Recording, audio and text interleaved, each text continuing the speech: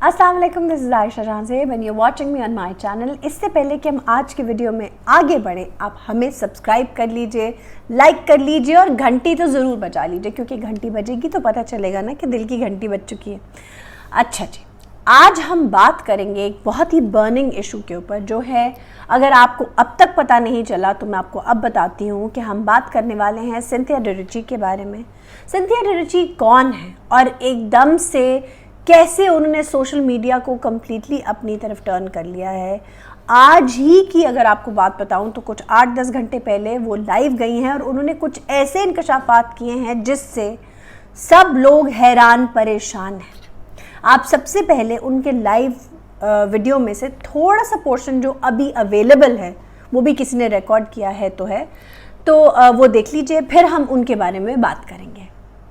I have been in and out of Pakistan since 2009. I shifted here end of 2010. Cynthia बहुत clarity से अपनी journey के बारे में बात करती हैं कि वो पाकिस्तान में 2009 से आना जाना शुरू हुई और कैसे 2010 में पीपल्स पार्टी के इनविटेशन पर वो परमानेंटली पाकिस्तान आ गई। उनका इनिशियल सफ़र कैसा रहा, जरदारी साहब, गिलानी साहब, इन सब लोगों से इनका इंटरेक्शन रहा। सिंथिया इनिशियली बहुत खुश थी, उनको बहुत फैसिलिटेट किया गया, ये सब बातें वो एक्सेप्ट करती हैं। लेकिन उसके बाद जो बातें वो करती हैं वो बहुत ज़्यादा ख़तरनाक हैं।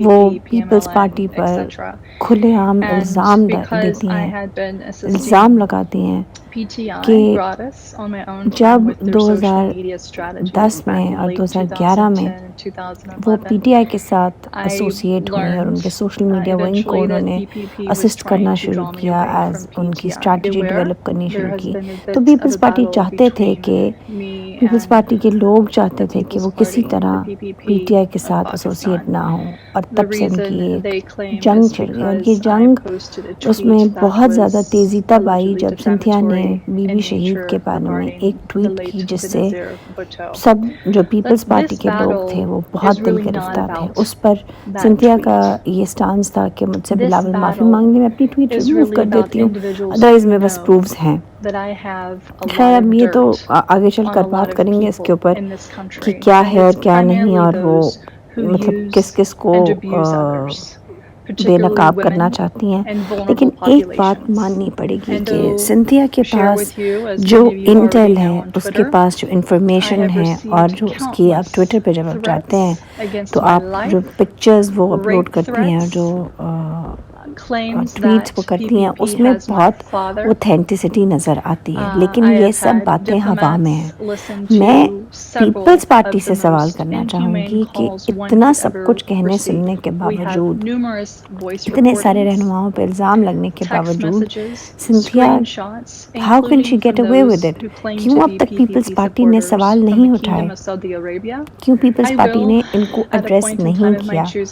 क्यों वो कहती हैं कि उनके पास तमाम सबूत मौजूद हैं और कोई उनसे जानना नहीं चाहता कि वो किस तरह इतने बड़े बड़े इल्ज़ाम लगा सकती हैं? अब जो उनका सबसे बड़ा इल्ज़ाम है आज का, वो सुनते हैं कि वो क्या कह रही हैं, जिसे सुन के आपके रोंगटे खड़े हो जाएंगे, क्योंकि वो बात ऐसी ही है। Because in 2011 I was raped by the former Interior Minister Rahman Malik.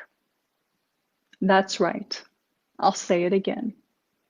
I was raped by the then Interior Minister Rahman Malik.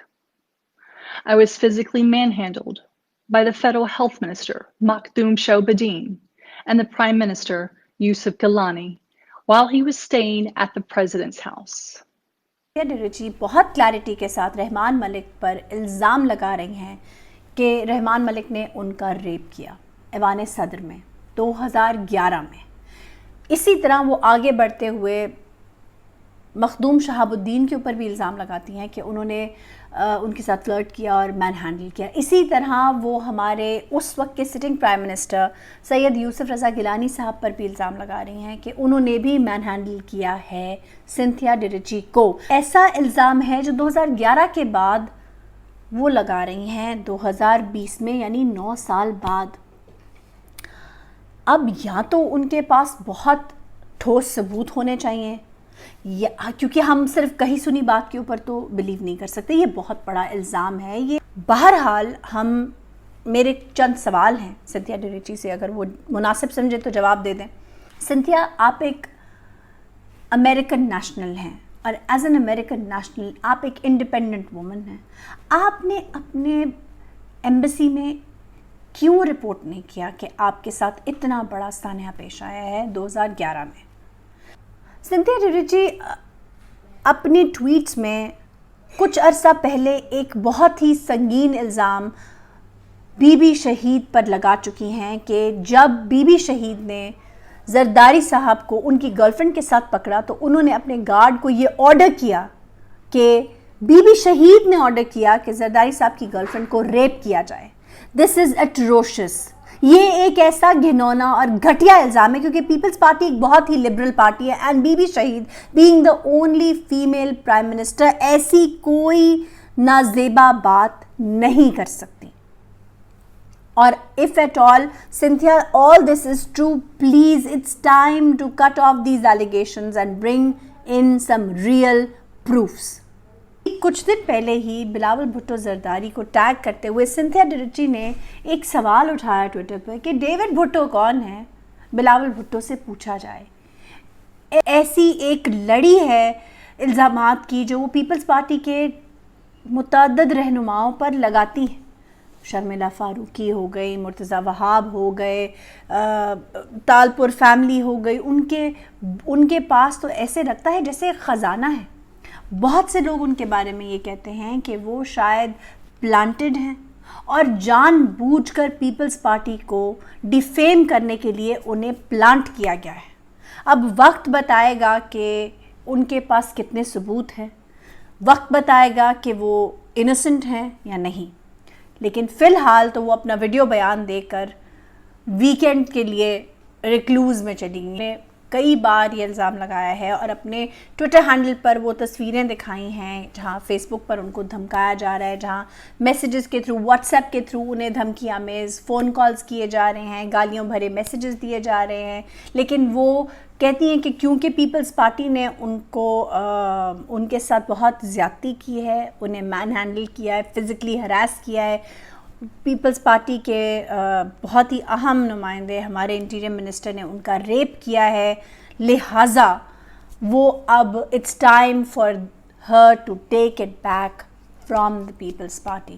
Let's see اونٹ کس کروٹ بیٹھتا ہے. Keep watching. Please comment and say what you think about this video.